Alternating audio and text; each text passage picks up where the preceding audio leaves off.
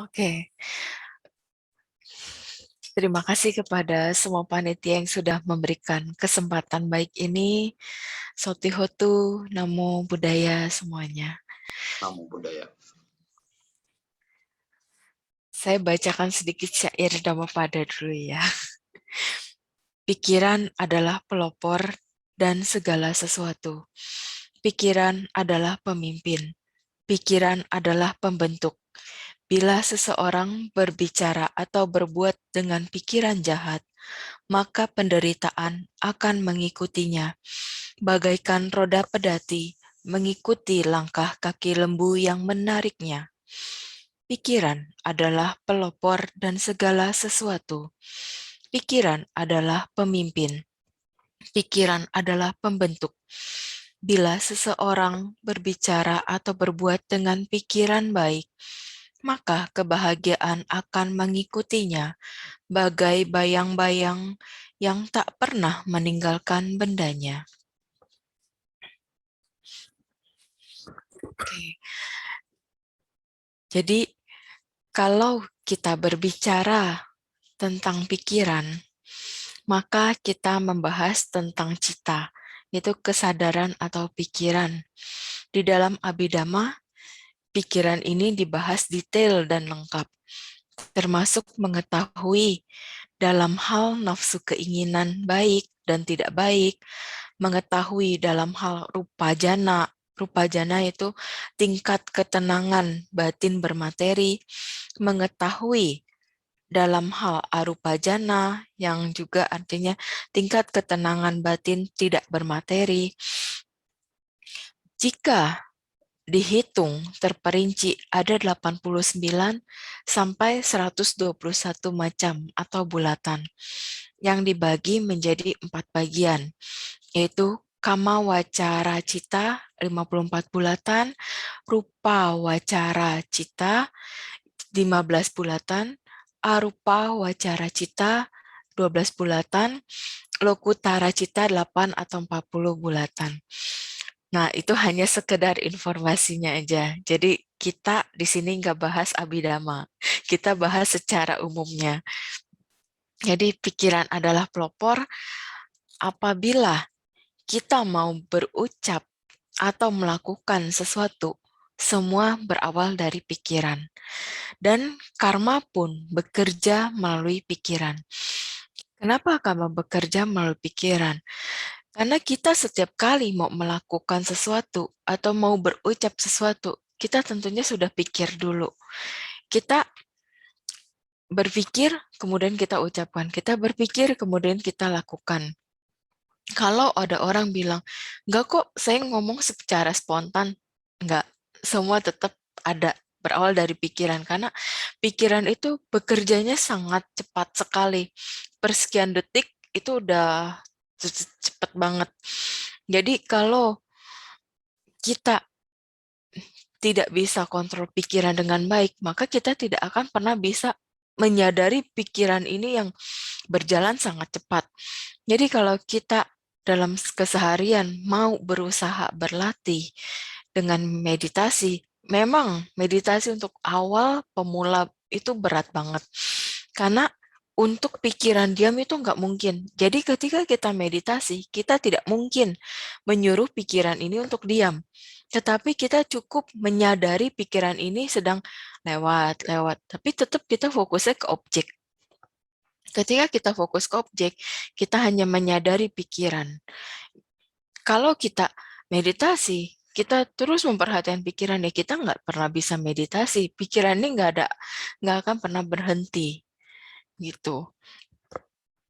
Jadi kalau kita mau melakukan atau berpikir dengan hal yang baik, maka semuanya akan terkendali.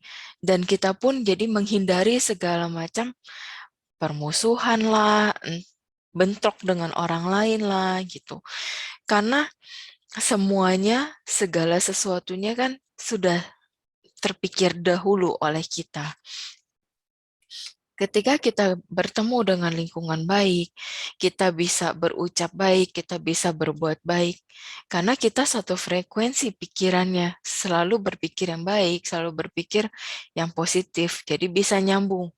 Ketika kita berkumpul dengan orang-orang yang suka ngegosip, berpikirnya selalu negatif, berucapnya negatif, terus juga bertingkah lakunya juga kurang baik, itu tentu semuanya berawal dari pikiran-pikirannya yang negatifnya yang cocok nih, berkumpul jadinya. Itu jadi satu frekuensi. Kalau kita tidak mau satu frekuensi dengan yang kurang baik, ya kita kontrol pikiran kita.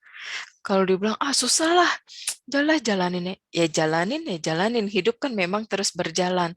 Tapi tetap kalau bisa kita kontrol dengan baik, ya kita sadarin ketika ada pikiran buruk, kita seperti ya udahlah, kita tidak ikuti gitu pikiran buruk itu. Dan kalau kita tiba-tiba ada mau marah, kan setidaknya kita suka sadar nih, duh tuh orang nyebelin banget, mau marah kan berasanya. Nah habis itu kita langsung diem aja kalau bisa. Jangan langsung diucapkan lagi, karena kalau kita udah berpikir, udah kesel nih, terus kita ucapkan, itu kita langsung ada 2 karma buruk yang kita lakukan. Terus juga kalau kita sudah berpikirnya baik, kita mau memuji, ya silahkan puji orang gitu. Dan itu menambah karma baik juga. Terus ketika kita mau tertidur tapi banyak pikiran yang mengganggu, pekerjaan lah, teman-teman kantor lah, macam-macam banyak hal, ya kita kendalikan. Kendalikannya apa? Dengan kita ya udah fokus ke objek meditasi. Jadi sambil kita menyadari nafas masuk keluar sampai akhirnya ya bisa tertidur. Karena kan kalau kita pikirannya terlalu terus bekerja, itu juga bisa mengganggu pikiran kita, akhirnya sulit tidur juga. Itu ya. Terus dari kesehariannya kita, apa yang kita mau lakukan, apa yang kita mau ucapkan, itu tentunya harus kita kondisiin di awal dulu, di pikiran. Jadi jangan langsung cepet mau selesai atau cepet mau beres pekerjaan, tapi ternyata berantakan gitu. Jadi ada apa-apa ya kita pikirin dulu, oh ini cara gimana ya biar beres, oh ini cara gimana ya biar semuanya baik gitu. Karena semua tetap bisa akan selesai kalau kita bisa pikirkan dengan baik dan ucapkan dengan baik, dilakukan juga dengan baik dan hati-hati. Kalau kita selalu maunya terburu-buru, tentu pikiran ini lebih dominan memunculkan yang kurang baik. Sehingga apapun yang kita ucapkan jadinya nggak beres, yang kita lakukan nggak selesai, akhirnya semuanya berantakan. Dan hubungan relationship kita pun dengan orang-orang sekitar kita juga jadi berantakan. Karena semua kuncinya diri kita sendiri. Kita bisa kontrol diri kita. Kita bisa menyadari pikiran kita, ucapan kita, dan perbuatan kita, semuanya akan terkendali dengan baik. Tidak ada emosi, tidak ada pertengkaran. Karena semua emosi pertengkaran itu balik lagi dari pikiran kita yang selalu negatif. Gitu. Ya mungkin itu dulu sharing dari saya, selebihnya nanti kita ditanya jawab aja. Oke, terima kasih. Sotihotu Namo Buddhaya. Namo Buddhaya. Oke, terima kasih paparannya. Kita dapat ilmu ya mengenai pikiran adalah pelopor. Tadi udah dijelaskan how-nya oleh Meta ya. Dan untuk memulai sesi Dhamma Talk, mungkin saya pengen explore dulu nih, Meta. Jadi cara kerja pikiran kita tadi udah dipaparkan dengan sangat baik dan clear ya menurut saya ya. Nah terus sebenarnya apa sih hubungannya pikiran yang tadi Meta jelaskan ya, satu dengan kemampuan tadi yang sudah dijelasin di awal gitu. Mungkin itu ya Iya, yang pertama ya. Terus yang kedua, dengan dipaparkannya cara pikiran bekerja seperti itu, terus kalau kita kesulitan tidur segala macam, itu Meta arahkan dengan meditasi.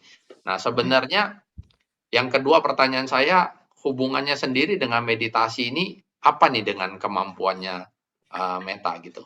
Ya, ya. terima kasih. Oke. Dengan yang tadi saya paparkan, terus kemudian disambungkan dengan kemampuannya saya, itu berawal setiap kali saya meditasi, setiap kali saya lakukan perenungan, itu semua kuncinya dari pikiran. Dari situ saya merasakan, oh ini semua apa yang saya ucapkan, apa yang saya lakukan, ini semua berawal dari pikiran. Hanya kita menangkapnya yang positif atau yang negatif gitu.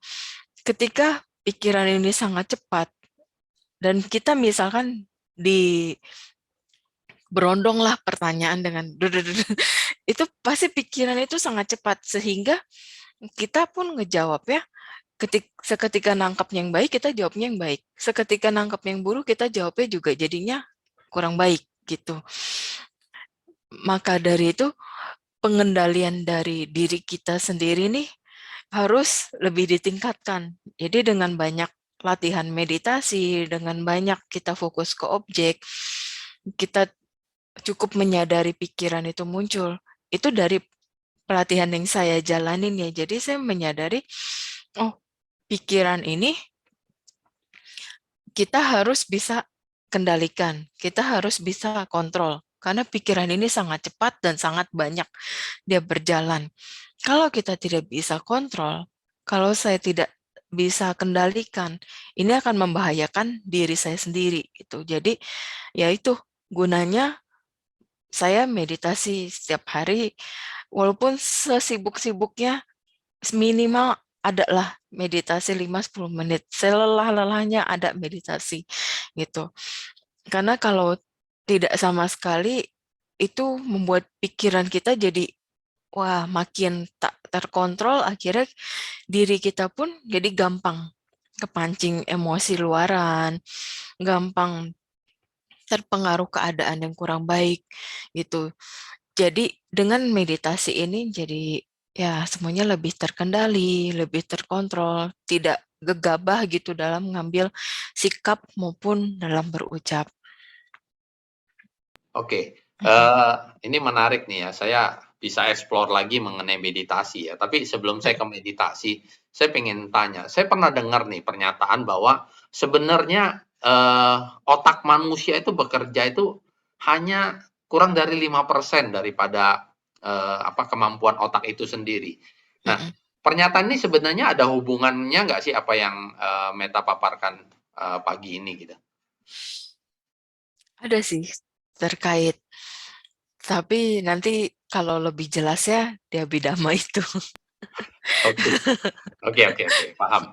Nah, Mm-mm. tadi, ke meditasi sendiri ya, tidak sedikit juga ini ironis sih, bahkan umat Buddha sendiri bahkan yang, berpandangan, berpikiran bahwa, oh meditasi itu harus ada yang membimbing, harus ada Mm-mm. guru gitu, ya. Mm-mm. Nah, sebenarnya pernyataan itu atau pandangan itu seperti apa sih, menurut Meta? Apakah, nggak usah, kita meditasi aja gitu, atau Mm-mm. ada minimum guideline-nya nih, batas-batasnya kalau mau latihan sendiri tanpa guru pembimbing mesti begini gitu. Kalau untuk pemula, baiknya memang pakai guru pembimbing ya kok. Dari pemula kalau terus sampai mau lanjut, memang tetap harus ada guru pembimbing. Tapi setidaknya kita udah dapat teknik dari gurunya. Jadi untuk latihan sehari-hari, kita bisa pakai teknik dari guru tersebut. Dan apabila ada kendala, kita bisa komunikasi dengan guru meditasi. Karena kalau kita tidak ada guru pembimbing, kita salah di objek aja, nanti akan berakibatnya juga fatal ke pikiran kita. Gitu. Kalau udah fatal di pikiran kita, udah pasti nanti ada pengaruh gangguan di pikiran, akhirnya ke mental juga. Konslet ya kalau bahasa umumnya ya. Oke. Iya. Nah, ini saya masih berlanjut nih ya untuk diskusi dengan Meta. Saya ingatkan lagi kepada para umat yang sudah join ya pagi ini, kesempatan baik udah join ya. Silakan ya bagi ada yang mau bertanya bisa langsung ditaruh di kolom chat ya. Eh, Sementara saya tidak open dulu yang langsung pakai buka mic ya, karena kita akan teruskan dulu. Saya juga masih ada beberapa list pertanyaan yang saya pengen explore dulu ya ke Meta. Ya, sekali lagi silakan letakkan dulu di kolom chat ya, nanti akan segera saya bacakan, tapi mohon bersabar ya, nunggu antrian. Oke, ini juga udah ada masuk. Sebentar ya Meta ya, kita tadi saya juga agak nggak enak gara-gara ngomong masalah ngeliat langsung spontan, bisa ngeliat langsung yang buka kamera tadi tutup semua Meta. Sekali lagi saya bilangin kepada semua umat, jangan khawatir ya, silakan aja kalau mau buka kamera juga nggak ada masalah gitu. Oke, saya berlanjut dulu ya. Meta, saya pengen tanya nih, personal nih ya. Kalau dapat kesempatan atau punya kesempatan nih Meta untuk next life gitu ya, kehidupan selanjutnya. Meta memilih untuk terlahir memiliki kemampuan seperti ini atau tidak? Tidak. Ya, why? Tidak, karena Tidak, oh tidak, why? tidak. Ya, Karena kalau saya mau kalau untuk berlatih ya udah berlatih aja gitu. Dan dengan punya kemampuan kayak gini, menurut saya emang ada sisi positifnya. Ada juga dampak-dampak yang ya mungkin kalau kita duniawi lebih terganggu. Jadi kalaupun kehidupan ke depannya kemampuan ini masih muncul, ya saya mau jadi biku aja. Nggak mau jadi umat awam. Gitu. Karena oke. kalau jadi umat awam itu sangat sulit. Tantangannya itu sangat besar. Dan setiap kali kita nggak sengaja gitu, nggak mau ngeliat, tapi ada sesuatu yang kayak kita, ini ada apa sih sama nih orang kayak gitu. Akhirnya kan ngeliat lagi kayak, ih nggak enak banget kayak gini, ya udahlah. Enak kan jadi, saya selalu berpikir paling enak jadi orang biasa, orang normal. Karena dengan gitu bisa fokus latihan, terus juga ya ada apa-apa ya udah jalanin aja apa adanya gitu. Kadang ada makhluk bisa tengah malam datang minta tolong. Terus ntar kalau mau ada kejadian apa bisa tiba-tiba muncul, kelihatan. Kan itu ada hal-hal yang membuat saya jadi kok gini ya? Aduh, ada hal yang kurang nyaman. Sedangkan kalau menurut orang awam, ya nggak apa-apa itu bagus dong, tuh pertanda gini, ini bisa bantu gini. Ya, buat yang mengalaminya tidak seenak seperti apa yang orang bilang gitu. Karena kita lagi tidur udah capek, bisa jam 2 jam 3 bangunin, entar tiba-tiba kepala ada jatuh lah di kaki, entar tiba-tiba ada colek-colek bangun, itu benar-benar nggak terlalu nyaman lah gitu. Jadi kalau Oke. milih jadi orang biasa aja.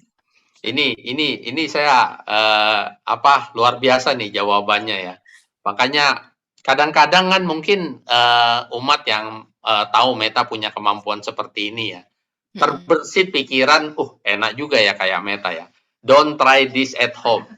Ya. Ini serius, ini pelaku sendiri loh yang menyampaikan testimoninya ya. Jadi sudahlah, lupakan kalau memang ada niat seperti itu. Dan syukurnya saya juga punya jawaban yang sama. Ketika punya kesempatan saya juga memilih untuk tidak. Karena ya dengar cerita dari Meta sebelumnya atau yang lain, teman-teman yang indigo juga mungkin menurut saya itu annoying sih, mengganggu gitu. Memang di sisi lain kita bisa membantu orang ya dengan kemampuan itu, tapi menurut saya membantu orang nggak harus dengan itu kok gitu. Iya. Logika saya berpikir seperti itu. Oke, ini sekali lagi terima kasih. Nah, tadi saya pengen lanjut ya ke pertanyaan mendalami pertanyaan tadi. Meta, kalau misalnya kita punya kemampuan seperti itu ya, apakah ada pantangan ya bagi kita? Let's say kalau misalnya kita punya kemampuan itu, kita tidak boleh ini, karena Iya. itu akan membuat bukan kemampuan hilang yang pertanyaan saya, lebih ke arah karena itu akan membuat kita menderita gitu. Iya. Itu seperti apa? Ada nggak pantangan seperti itu? Kalau untuk pantangan sih, 5 sila aja cukup dijalanin. Iya. Berarti panduannya 5 sila ya, artinya jangan melanggar Iya. sila ya, itu pantangannya ya. Iya, itu aja. Oke. Nah, apakah kemampuan seperti ini tuh bisa dipelajari sih sama orang awam gitu? Artinya ya mungkin setelah Meta jelasin jawab tidak tadi pun mungkin tetap masih ada yang pengen pasiko katanya gitu kan. Ya Iya. mungkin ada yang pengen seperti itu gitu kan. Apakah memang kemampuan ini bisa dipelajari, bisa didapatkan secara umum lah gitu? Semua orang bisa kok. Semua ini kan hasil dari meditasi. Karena semakin orang banyak rajin meditasi, baca parita pun kan karena kita baca parita fokus ya. Jadi baca parita, meditasi, itu pasti ada dampak kesensitifan ya. Jadi hasil dari meditasi, hasil dari eh, kita baca parita, itu pasti ada kita rasakan sesuatu yang kita jadi lebih sensitif gitu. Ya semua itu kan akan bertahap kalau kita alami. Memang ada juga orang pengen instan, belajar ilmu lah sampai kemana-kemana. Tapi kan itu lebih beresiko gitu. Kita lebih baik ya alami aja kalaupun memang bisa. Kalau nggak bisa ya udah jangan dipaksa. Toh kalau kita sampai belajar yang macam-macam, apalagi ternyata itu ada imbalannya berupa nyawa kita sendiri kan itu membahayakan diri kita sendiri tentunya. Jadi biarlah semua berjalan alami. Oke, terima kasih. Saya ke kolom chat dulu ya, Meta ya, takut nanti tenggelam chatnya. Oke, mohon penjelasannya apakah yang sering disebutkan dengan membina hati nurani, tanda petik ya, lalu dengan latihan pengembangan kesadaran. Keduanya itu berdekatan untuk menuju ke suatu tujuan atau hal yang sama nggak gitu? Terima kasih.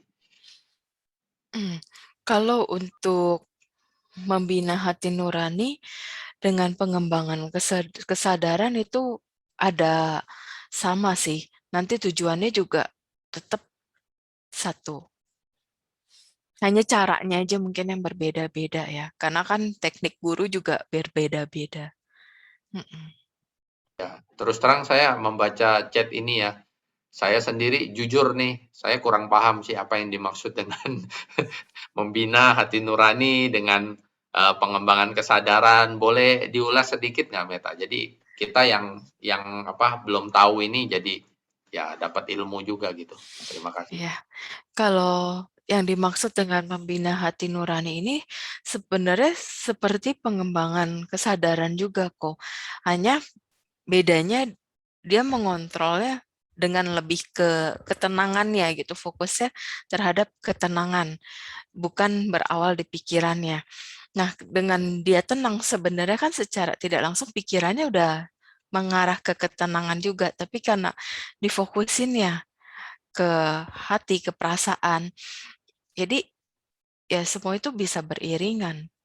Tetap perasaan ini berjalan juga kan karena berawal ada mulai dari pikiran yang persekian detik itu muncul. Oke, terima kasih ya. Mudah-mudahan itu juga dapat menjawab ketidaktahuan seperti yang saya alami ya.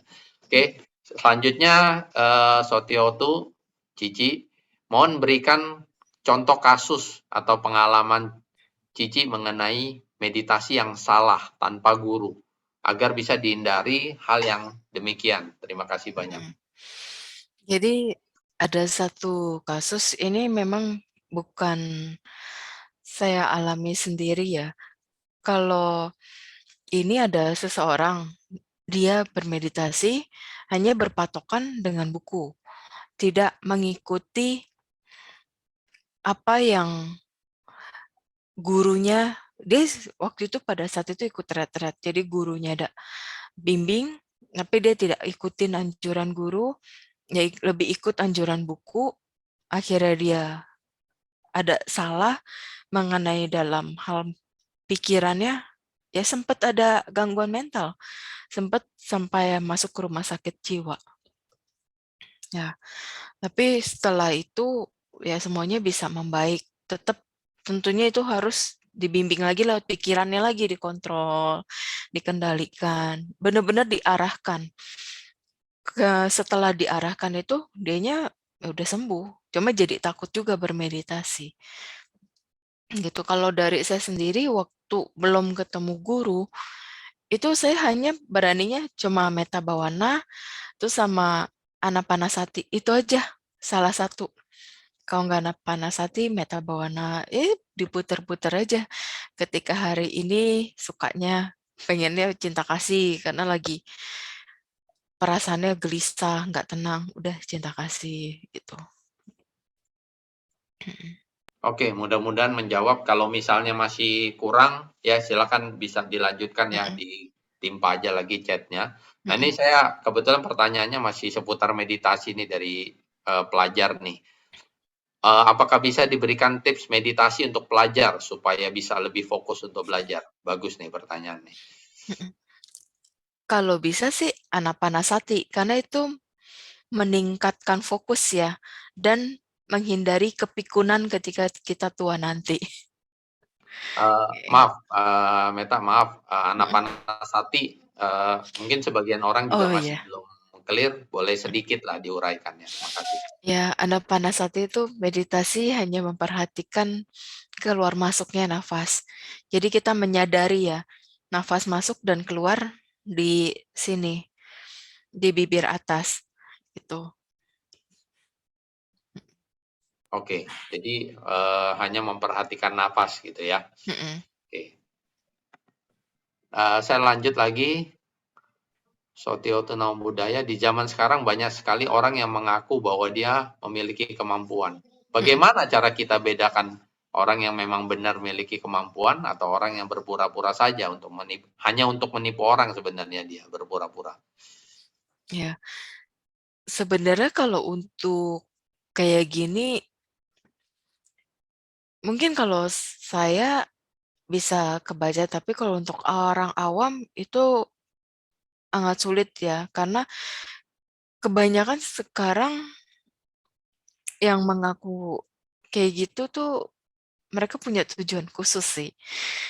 Itu. Jadi saya agak sulit menyampaikan takut nanti ada yang tersinggung atau merasa gimana gitu. Sebenarnya kalau saya ngelihatnya dari sorot matanya pun kelihatan dia ini beneran bisa atau ya sekedar pura-pura bisa atau bermain dengan halusinasi. Atau bisa juga dia memang ada bisanya, ada halusinasi juga. Cuma dia belum bisa membedakan mana yang benar-benar terlihat, mana yang halusinasi gitu. Karena saya pun dulu sebelum eh, benar-benar yakin untuk bisa tahu ini halusinasi atau enggak, saya nggak berani terima orang, saya nggak berani ketemu orang. Karena kalau buat saya itu sangat beresiko. Kalau fatal akibatnya itu kan sayanya juga jadi nggak enak gitu. Karena walaupun kayak sekarang aja tetap bisa ada miss-nya. Karena apa? Kedepannya kan kita selalu nggak pernah pasti ya masa depan. Jadi ketika ngeliat masa depan itu harus saya selalu kasih tahu ini nggak pasti. Jadi apapun yang berubah itu karena kondisi kita sendiri. Gitu. Jadi kalau untuk membedakan yang pura-pura bisa sama yang bisa itu balik lagi ke diri kita sendiri lah. Jadi ke kebijaksanaannya kita. Oh, jadi kalau umat awam nih istilahnya tetap sulit ya untuk bedakan Ya. karena belum ada tips nih yang kita dapat nih. Sebenarnya kalau dilihat orang itu terlalu banyak bicara, bisa terlihat lah itu banyak bicara atau benar-benar ada kemampuan. Coba Clear. dari cara bicaranya kayak gitu. Ya, kelihatan ya. Saya dari tadi banyak bicara, berarti nggak punya kemampuan. Itu udah clear lah ya. Ya, ingat ya. Kalau saya ngaku, udahlah bohong. Gitu. Ya, thank you. Minimum ada tipsnya gitu sedikit. Oke, Meta, mumpung ngomongin ini ya, saya juga pengen tanya nih. Sebenarnya dari apa selama ini Meta bantu orang, orang datang untuk minta bantuan. Itu sebenarnya kalau boleh nih dikasih contoh case-case seperti apa sih yang akan tepat efektif itu memang bisa dibantu oleh Meta dengan kemampuan yang Meta punya saat ini gitu. Jadi biar orang tahu gitu. Oh, kalau kemampuan case ini cocok nih gitu. Terima kasih. Itu kadang semua suka muncul begitu aja sih aku kalau ketemu dengan orangnya gitu. Ada yang kelihatan ini, wah ini karmanya pas lagi dia berbuah, jadi pas dibantu, jadi ngeklik. Ada yang memang dia juga cuma sekedar mau tahu, hanya mau ngobrol aja. Ya kadang ketika bertanya baru kelihatan jawabannya gitu aja sih. Jadi tergantung dari macam-macam orang ya. Ada yang kebaca karena memang udah waktunya dia ini harus ketemu solusi, ada yang memang belum waktunya dia ketemu solusi, jadi ya udah cuma dikasih tahu jalannya aja kayak gimana. Karena balik lagi ke kita ya, ke si orang yang bertanyanya juga. Kadang udah dikasih tahu jalannya, tapi kan semua balik lagi kendali di tangan dia. Dia benar-benar mau coba jalanin terus atau ah udahlah gitu sekedar angin berhembus gitu doang. Oke, saya belum dapat apa yang mau saya tanyain. Mungkin saya agak rubah sedikit. Kalau dari selama ini nih case-case yang Meta tangani ya, Mm-mm. yang sukses artinya konsultasi, Meta kasih konsultasi, dia keluar dari masalah. Itu Ada, contohnya seperti apa tanpa menyebut nama atau ya di lokasi mana gitu. ada sih, ada ya ada banyak juga gitu. Jadi dari problem perusahaan, pekerjaan kayak gitulah. Gitu. Eee, boleh kasih sedikit clue nggak? Misalnya pekerjaan nih, saya pekerja nih, yang pernah ditangani dan berhasil mengatasi masalah itu yang contohnya seperti apa sih? Tanpa spesifik ya, kita masuk ke orang itu gitu. Mm-mm. Jadi pada saat itu sih, bentar baterainya. Oke.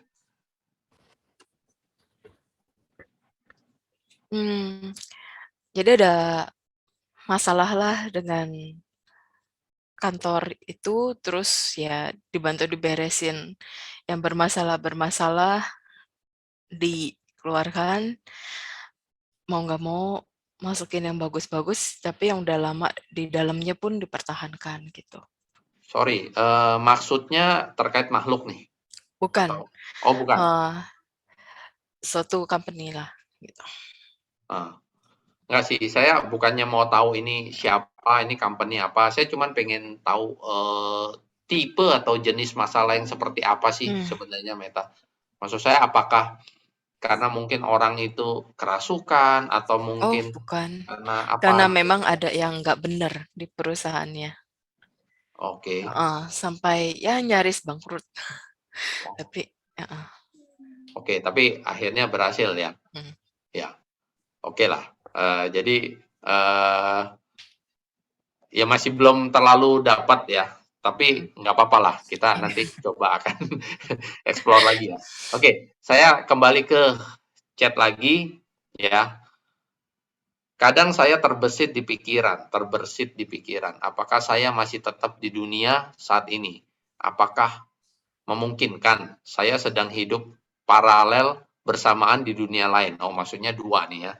Bagaimana cara saya ngetes yang valid, saya masih sedang ada di alam ini atau enggak gitu. Yang Bisa hal ya? seperti ini sih sebenarnya nggak perlu kita terlalu pusingkan, pikirkan, karena ini terlalu melihat keluar diri. Kan harusnya kita selalu ngelihat ke dalam diri.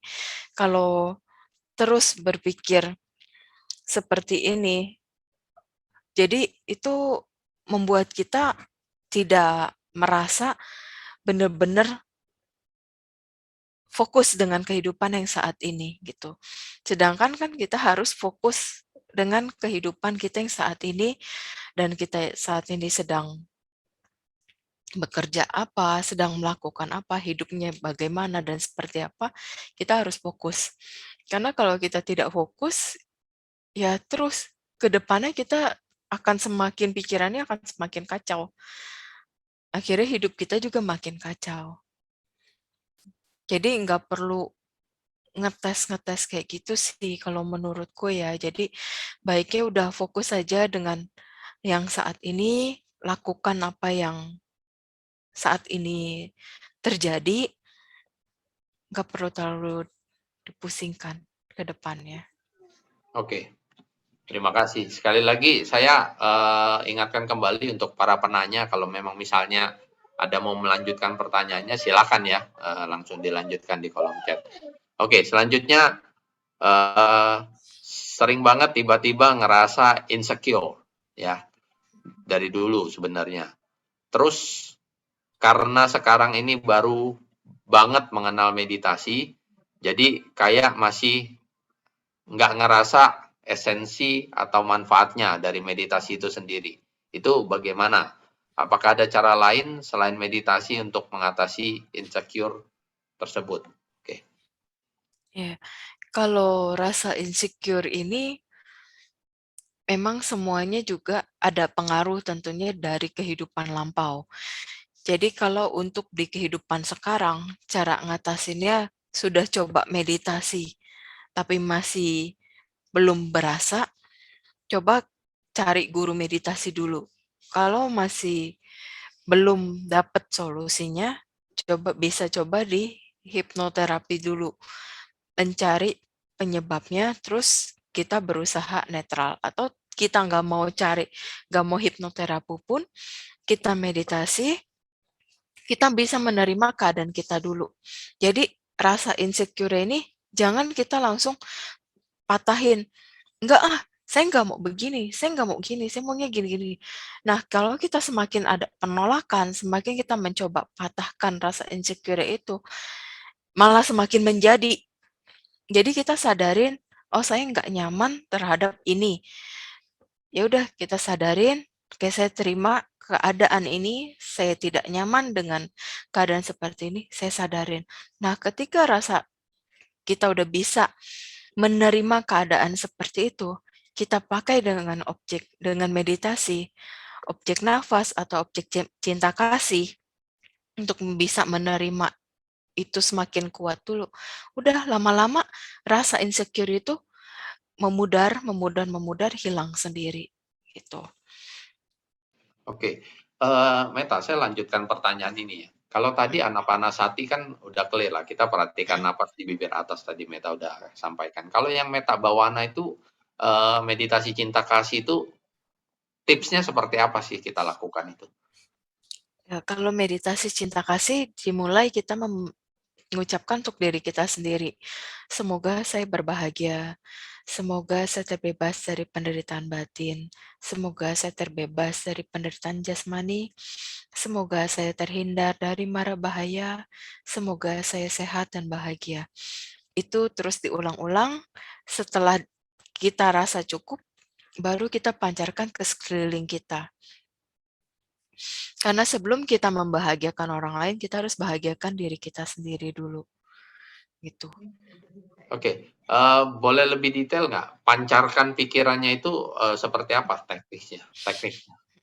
Jadi kalau yang biasa saya praktekkan setelah saya memancarkan ke diri sendiri, saya pancarkan ke anak, ke suami itu biasanya sambil bayangin mukanya, terus ke orang tua bayangin mukanya, ke mertua juga bayangin mukanya, semua dipancarin sambil aku bayangin mukanya, setidaknya biar itu mengena ke mereka gitu. Kalau aku tekniknya gitu sih. Iya iya. Ya Mhm, nggak apa-apa, justru ini yang kita perlu Meta. Jadi ada bayangan bahwa, terlepas dari orang punya teknik yang sudah ada sekarang, kalau dia mencoba teknik ini dan lebih nyaman, why not kan begitu kan, Meta kan. mhm. Nah, terus pada saat kita bayangin mancarin itu, kita ngapain? Cuman sekedar memunculkan, wajahnya di, pikiran kita atau gimana ya Meta ya? Iya, hanya munculin, terus udah ucapin seperti yang tadi, semoga, eee, mama bahagia kayak gitu, semoga mama bebas dari penderitaan batin. Jadi sambil bayangin, sambil ucapkan. Mhm, Oke, terima kasih, mhm, sudah berbagi, ya. Mudah-mudahan ini juga, bisa menjawab, pertanyaan tadi ya, melanjutkan mhm, pertanyaan tadi, mungkin selama ini belum dapat, teknik meditasinya, dari sini kan, secara simpel dan lebih bagus lagi kalau ada guru pembimbing ya. Oke, mhm, pertanyaan selanjutnya, ada keluarga yang tinggal di Jakarta yang mana jiwanya terganggu sudah beberapa tahun. Bagaimana caranya untuk dapat konsultasi langsung dengan Meta? Oh, di Jakarta ini harusnya mhm. silakan. Ya nanti mungkin Koko bisa share itu aja nomornya Pantau asistenku ya. ya, heeh. Oke, siap. Silakan. Berarti silakan hubungin saya dong jawabannya. Oke oke. It's okay. Ya, it's okay. Nanti saya akan tindak lanjuti. Selanjutnya ini mau nanya kalau menurut seorang meditasi itu dapat membuat kita mendapat jana atau mencapai jana lah ya. Apakah jana ini memang tujuan akhir dari meditasi atau masih harus berlanjut ke next level nih yang lebih tinggi gitu kan? Dan bagaimana kita orang awam tahu nih kalau kita sudah capai jana pertama gitu? Ya kalau untuk mencapai jana aja itu bukanlah apa-apa. Jadi jana itu hanya baru tahap awal. Jadi kalau masih baru jana, masih tahap awal, jana itu masih bisa hilang gitu. Beda dengan yang level selanjutnya. Jadi sebaiknya memang harus ada guru karena beda guru beda pengarahan walaupun tetap ujungnya sama, ujungnya satu gitu. Jadi harus Oke, tanya ke gurunya masing-masing. ya. Oke, terima kasih. Ini pertanyaan-pertanyaan yang ada ini cukup mendalam juga ya. Saya juga ada sampai tercengang ya. Beberapa tadi belum sampai ke sana. Oke, saya lanjut nih. Saya pernah nonton di videonya pas Meta juga lagi Dhamma Talk atau apa ya, talk show ya. Itu Meta pernah bilang ya bahwa makhluk-makhluk itu yang kami tidak tidak kelihatan itu. Mereka itu hanya pakai baju yang berwarna kalau nggak putih, hitam, merah gitu. Ya. Nah, pertanyaan saya ya, satu, sebenarnya ada perbedaan nggak sih dari warna-warna itu gitu? Dan yang kedua, apakah memang mereka di alam sana itu gambarannya itu nggak seperti kita yang multicolor gitu ya? Apa mereka monokrom gitu atau gimana ya? Kita ya. Ya, kebanyakan sih kalau yang saya makin ke sini makin perhatikan, kalau yang terlahir di Paradatu Pajiwika Peta yang masih bisa menerima pelimpahan jasa, itu umumnya selalu berpakaiannya putih. Bawah itu makin sulit menerima pelimpahan jasa. Tapi sejenis seperti kuntilanak pun itu putih tapi lebih ke kusam ya. Beda putihnya. Jadi lebih ke apa ya? Kayak baju putih yang nggak pernah dicuci, lusuh Abu-abu, gitu. abu-abu Tapi gitu ya. nggak ke abu-abu juga ya, Enggak juga kayak ya. kotor. Heeh. Itu nggak bisa menerima pelimpahan jasa sih. Jadi ngelihatnya yang benar-benar menerima pelimpahan jasa selalu pakainya bajunya putih. Nah, nggak lama setelah pelimpahan jasa dilakukan, karmanya mencukupi, ya hilang dari alam peta itu muncul langsung di alam dewa. Oke, oke. Di alam dewa munculnya. Wow, dari Iya, peta langsung ke dewa. ada Oh, beberapa gitu. ada beberapa. Mm. Oke. Nggak mampir dulu di manusia gitu ya. Langsung ke sana ya. Justru ada yang ke dewa dulu baru ke manusia. Enggak, saya cuma gini loh, kenapa ini saya explore, takutnya nanti umat yang denger ini ya, oh untuk jadi dewa kita harus jadi peta dulu. Takutnya mereka berpikiran begitu, ini kan bahaya juga nih. Iya. Peta. Tapi umumnya orang baru meninggal ke peta sebagian besar. Oh, karena kemelekatan tadi ya? Ya, kemelekatan. Terus ada yang pas Oh, meninggal masih marah, masih benci, oh, masih kesel. Nah, nggak itu. terima. Iya. Iya, iya, iya. Oke, oke, oke. Kalau demensia itu gimana? Kalau yang demensia meninggalnya dia punya penyakit demensia nih. Nah, itu karmanya yang berproses bukan dari pikiran terakhir lagi. Begitu Oke. juga orang yang mungkin punya penyakit kejiwaan. Ketika beliau meninggal, itu karmanya juga yang berproses. Jadi ngikutin proses karmanya. Karena pikirannya kan udah kacau sekali. Gitu. Oke, oke. Nah, ini masih ada pertanyaan lanjut nih dengan yang saya tanya tadi. Kalau pernah dimimpikan mendiang pada saat awal meninggal memakai baju putih, namun setelah berapa bulan dimimpikan kembali memakai baju merah. Apakah ada bedanya? Baju merahnya seperti apa dulu? Karena kalau baju merah yang di alam peta yang tidak bisa menerima pelimpahan jasa itu, merah itu warnanya benar-benar merah darah gitu. Terus bajunya ya kayak baju putih long dress gitu aja, nggak ada, Daster, daster. iya kayak dasar gitulah. Ya, Tapi ya, tangan sama kakinya nggak kelihatan, baju ya. melayang doang. Oke. Ya mungkin lebih spesifik ya nanti ya yang nanya Iya. ya. Aduh, saya salah kostum nih pakai hitam nih. Jadi ngeri juga. Oke. Eh, balik ke tadi ya pertanyaannya. Sebenarnya gini, saya ya khususnya nggak mau berusaha untuk punya kemampuan itu. Saya udah declare tadi di depan ya. Tapi minimal kalau pengen tahu ya kepo nih ceritanya. Kepo nih Meta. Yang di alam sana yang Meta bisa lihat itu boleh kasih kita gambaran nggak sih? Jadi minimum saya dapat gambaran itu ya udah saya udah cukup tahu gitu. Nggak perlu jadi begitu gitu. Silakan. Gambaran makhluknya atau gambaran apanya kok? Ya, suasananya atau yang Oh, saya bilang tadi ya, apa mereka monokrom atau seperti apa sih ya? itu kayak kita lagi dikurung di suatu ruangan, nggak ada cahaya, nggak ada pintu, itu gelap gulita. Itu alam peta.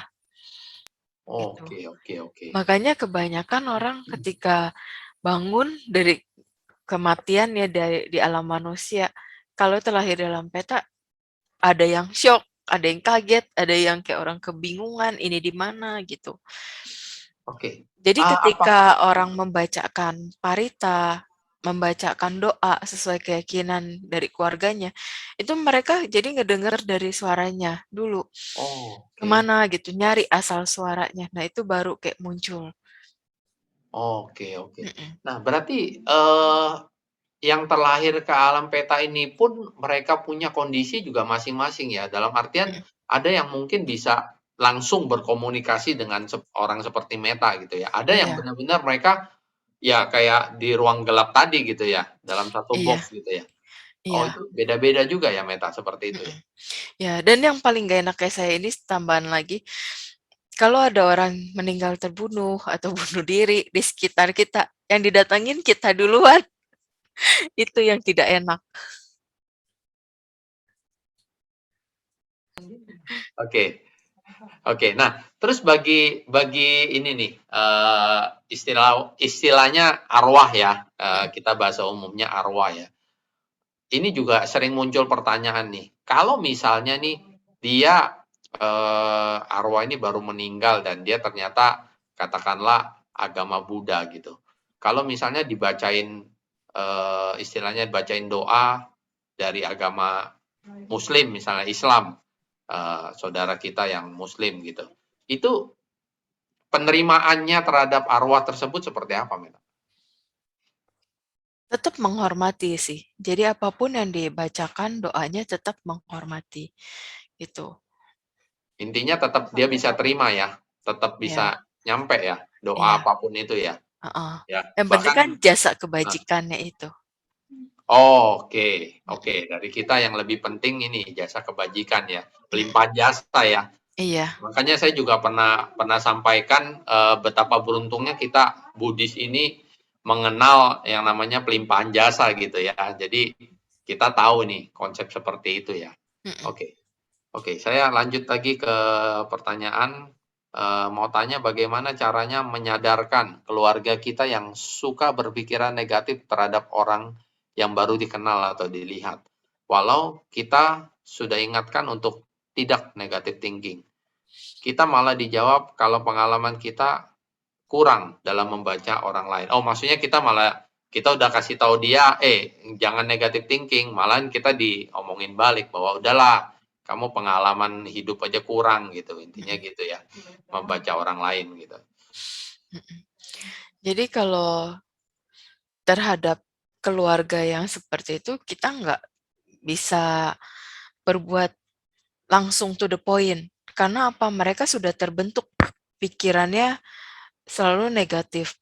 Jadi kita pakai dengan yang benar-benar terjadi. Misalkan si X dianggap negatif oleh sanak keluarga kita, si A lah misalkan.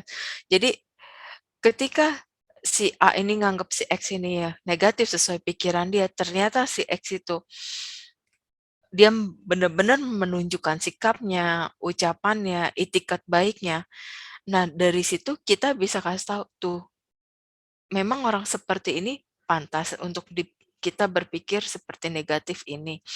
Jadi biar si A itu langsung, oh iya ya, biasanya kalau si A yang udah selalu berpikir negatif dikasih lihat memang sikapnya si X ini baik, dari cara bicaranya pun sopan, pasti dari A ini dia ada mengakui, iya ya, nggak seperti itu, tapi tidak diucapkan, hanya cukup di dalam hati. Karena masing-masing orang kan punya ego dan gengsi sendiri-sendiri. Jadi ketika dia merasa udah salah nilai, ya udah diem gitu. Oke, oke. Semoga bisa menjawab ya pertanyaan yang ada ya. Oh iya, saya jadi teringat nih untuk para umat ya. Kalau misalnya nih ada para umat yang merasa malu untuk lempar pertanyaannya di chat yang bisa dibaca oleh semua orang, itu bisa langsung chat ke saya khusus ya.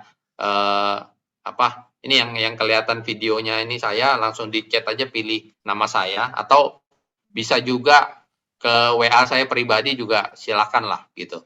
Tapi saya nggak buka WA masalahnya, lagi fokus di sini. Oke, lebih baik lewat chat tapi langsung ke saya aja kan mungkin ada yang pribadi nggak enak nih kalau tanya di umum dibaca semua orang ya. Itu bisa langsung istilahnya personal atau japri melalui chat Zoom ini ke saya gitu. Oke, saya lanjutkan ya. Setelah meninggal, apakah akan dijemput atau ada pertemuan dengan keluarga yang telah duluan meninggal? Nah, ini konsep-konsep yang sering bertanya nih, yang gini ya. Iya. Kalau kita meninggal memang yang ngejemput sanak keluarga kita yang sudah meninggal terlebih dahulu, umumnya gitu. Jadi kalau kita nih seorang anak dan orang tua kita sudah meninggal terlebih dahulu, yang jemput orang tua kita. Tapi kalau seorang suami, istrinya udah meninggal duluan, istrinya yang jemput. Dan juga ada leluhur-leluhur yang lain tentunya yang masih berada di alam peta maupun alam dewa, semua datang. Datang, menjemput, tapi itu pun tetap hanya untuk menghormati jasad kita ini terakhir kalinya. Jadi datang, ketika nafas kita hembusan terakhir, udah kan dokter pasti cek semua udah nggak ada denyut nyadi, semua memberikan penghormatan gitu. Karena mereka semua tahu sebelum dokter ngecek pun dia udah nggak pergi. Jadi memberikan penghormatan untuk terakhir kalinya ke jasad tuh, habis itu pergi masing-masing sesuai alamnya. Oke, ini saya coba kaitkan dengan kita punya konsep Buddhis ya, Meta ya. Kalau misalnya tadi Meta bilang nih, eh, kalau orang tua meninggal duluan, terus nanti dia jemput gitu saat terakhir ya. Nah, pertanyaan saya, orang tua tersebut emang dia di alam apa, Meta? Iya, mau di alam peta atau alam dewa tetap datang Oke. gitu. Cuma Bukan manusia aja nggak datang nggak ya? Kalau dia udah terlahir jadi manusia, maksud saya kan nggak bisa iya, nih, masih jadi heeh, bayi mungkin. Ya. iya. Oke, oke, oke. Ini pengetahuan lagi nih. Oke, terima kasih nih. Oke, saya lanjut lagi ya. Hah? Oh, ada yang kelewat ya. Ada yang kelewat Kak chatnya. Kalau ada yang kelewat, tolong ingetin saya ya. Apa ini? Maaf, pertanyaan. Sebentar, saya ke ini dulu, yang kebaca dulu aja. Nanti saya manjat lagi ke atas ya.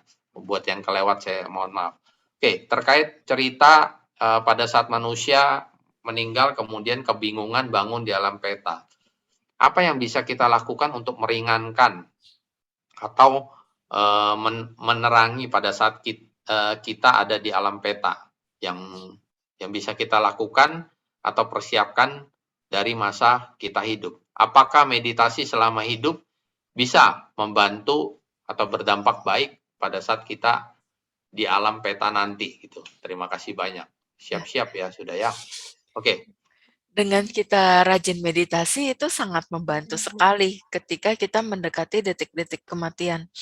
Karena pikiran kita jadi lebih terkontrol gitu. Kalau pikiran kita udah lebih terkontrol, itu lebih enak gitu. Pasti pada saat udah mau menjelang detik-detik kita tenang aja, nggak ada rasa takut, nggak ada gelisah, nggak ada khawatir gitu.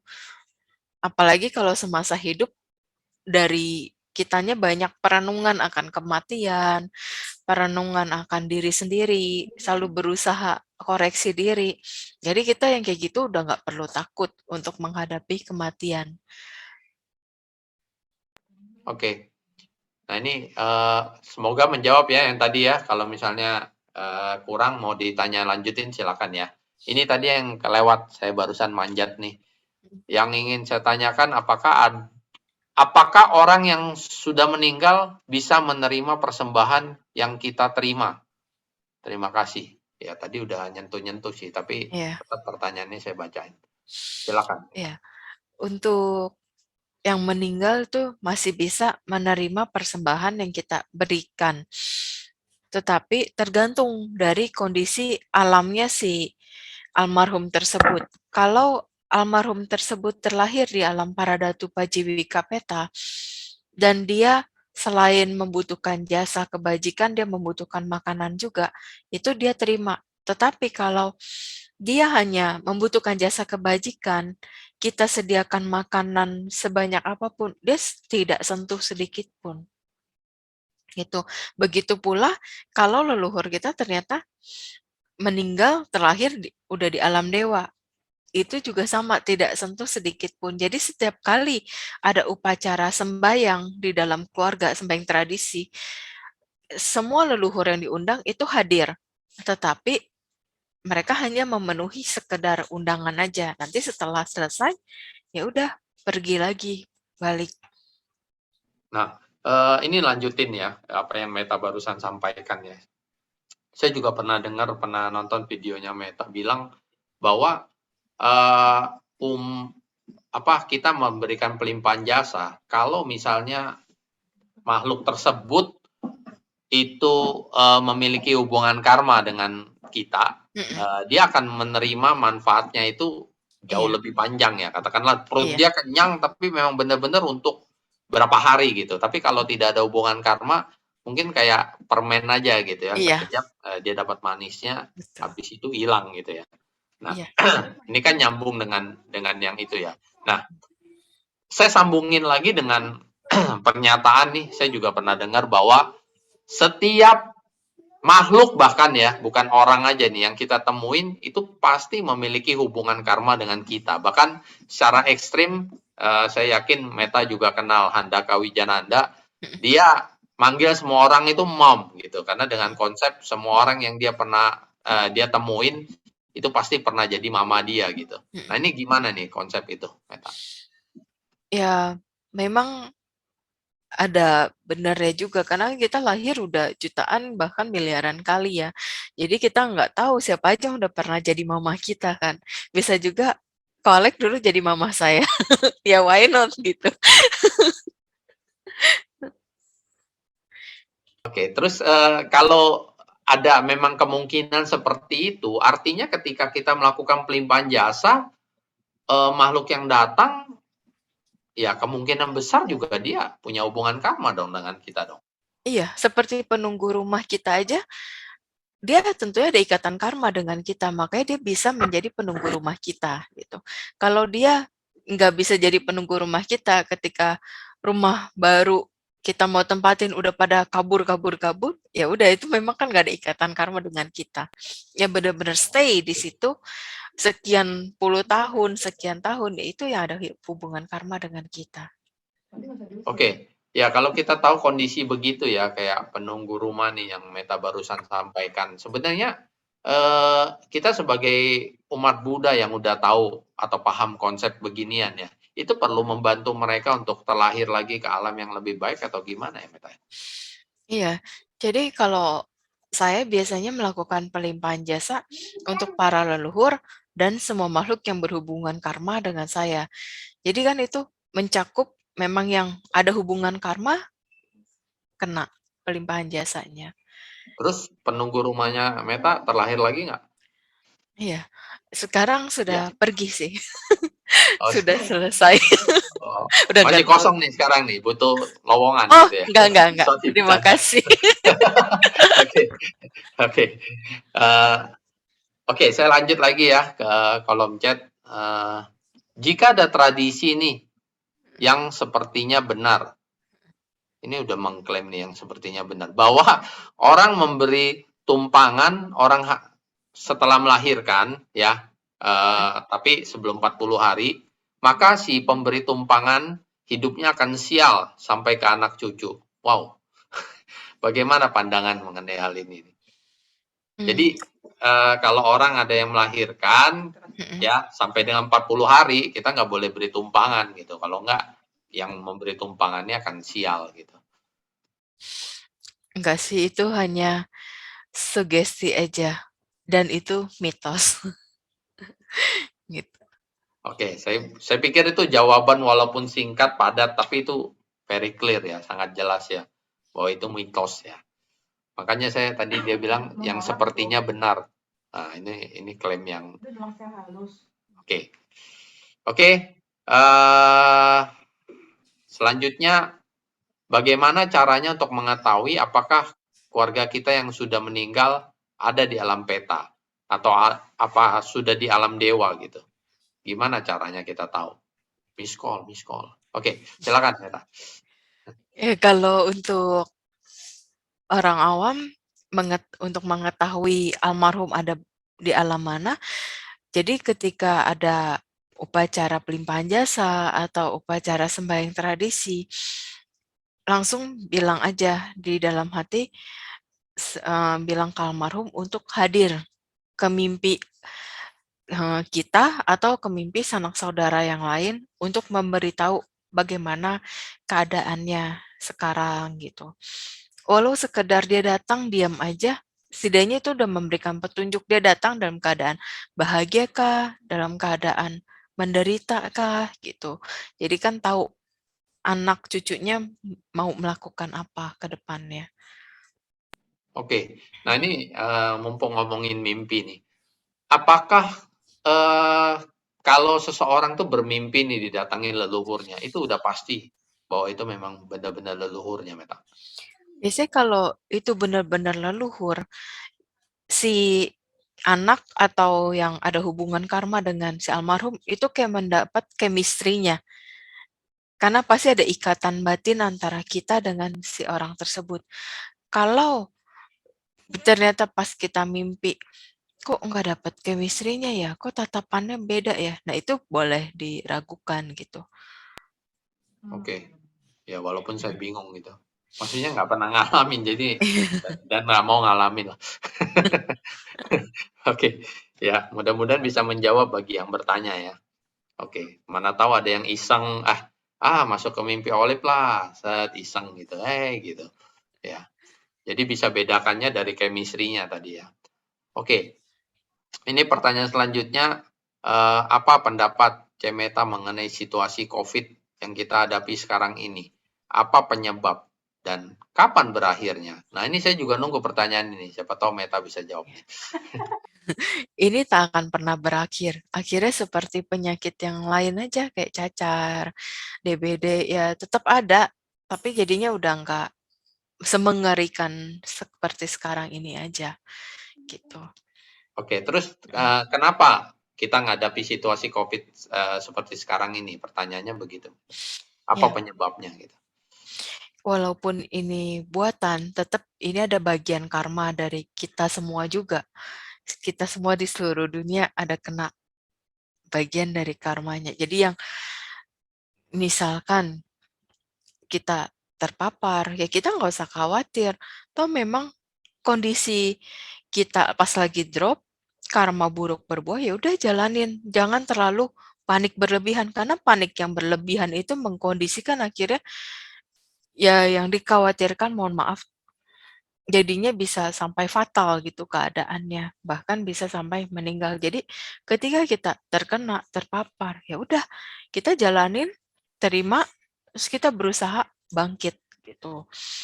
Berusaha pikirannya juga harus positif karena dengan adanya virus ini itu sebenarnya tantangan kita. Bisa nggak kita untuk berpacu lebih baik, berpacu untuk lebih positif menghadapi segala tantangan kehidupan ini. Karena kalau kita lagi kena COVID, terus kita pikirannya cenderung negatif dan jelek, itu bikin imun kita terus merosot dan akhirnya kita berada di titik yang sangat membahayakan diri kita sendiri.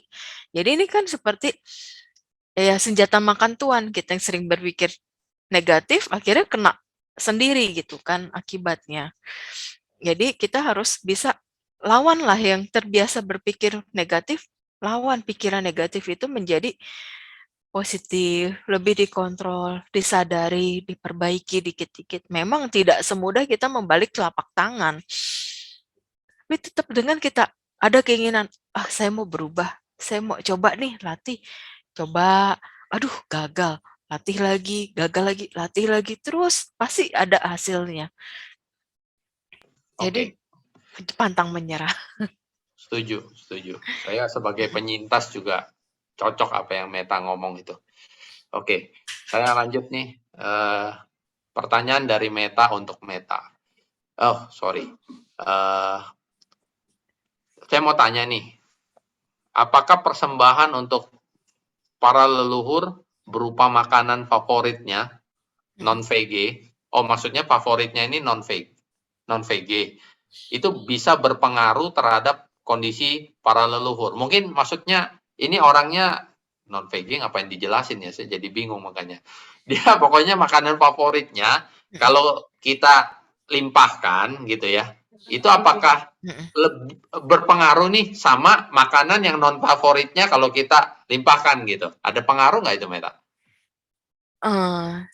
Kalau untuk favorit dan non favorit itu nggak ada pengaruhnya.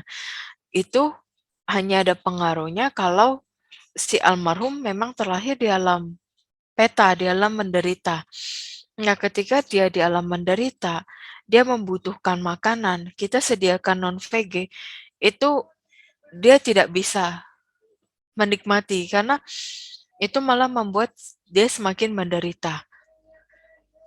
Gitu. Kalau dia memang terlahir di alam peta, tetapi tidak lagi membutuhkan makanan, hanya jasanya kebajikan, ya udah dia tidak terpengaruh dengan keadaan VG atau non-VG-nya itu.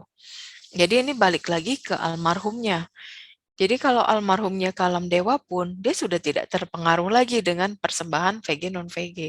Itu hanya berpengaruh pada leluhur kita yang memang dia kelaparan. Oke. Oh, berarti kalau mau amannya, ya udah kalau kita tahu apalagi itu leluhur kita ya, makanan favoritnya harusnya kita tahu ya. Ya Mm-mm. kalau mau aman ya makanan favoritnya aja yang kita persembahkan kan gitu ya. Iya. Mm-mm. Ya. Oke. Saya lanjut ada pertanyaan lagi ya. Kalau hanya makhluk yang memakai baju putih nih yang bisa menerima pelimpahan jasa, Mm-mm. apa yang harus kita lakukan nih dengan makhluk-makhluk yang tidak bisa menerima pelimpahan jasa? Maksudnya dia belum pakai baju putih nih gitu. Kita nggak bisa melakukan apapun. Karena kalau mereka yang tidak bisa menerima pelimpahan jasa, ya mereka harus jalanin proses karma itu sampai selesai. Nanti kalau sudah selesai, dia bisa naik ke yang Paradatu, Pajiwika, bisa menerima pelimpahan jasa lagi, baru bisa kita tolong. Ini Gitu. ini ini silly question ya. Namanya orang coba berusaha ya. Kalau misalnya kita danakan baju putih, ada efek nggak? Enggak kan? Makanya saya bilang, ini namanya usaha ya. Saya tetap bertanya dong. Nggak efek.